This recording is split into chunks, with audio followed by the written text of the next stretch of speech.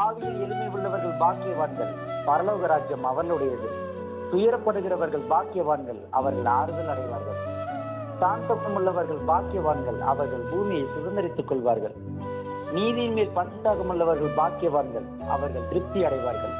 இரக்கமுள்ளவர்கள் பாக்கியவான்கள், அவர்கள் இரக்கம் பெறுவார்கள். இருதயத்தில் சுத்தமுள்ளவர்கள் பாக்கியவான்கள், அவர்கள் தேவனை தரிசிப்பார்கள்.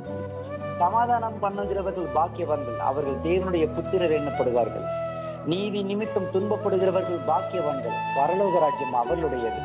என் நிமித்தம் உங்களை நிந்தித்து துன்பப்படுத்தி பலவித தீமையான மொழிகளையும் உங்கள் பேரில் பொய்யாய் சொல்வார்களால் பாக்கியவான்களாய் இருப்பீர்கள்.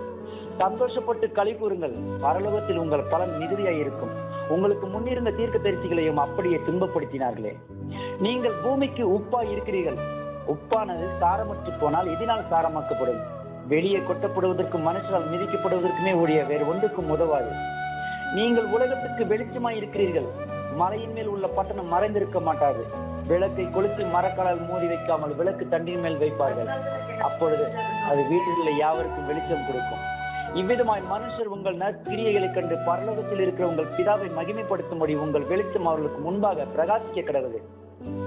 நியாய பிரமாணத்தை ஆனாலும் தீர்க்க தரிசனங்களை ஆனாலும் அழிக்கிறதுக்கு வந்தேன் என்று எண்ணிக்கொள்ளாதீங்கள். அழிக்க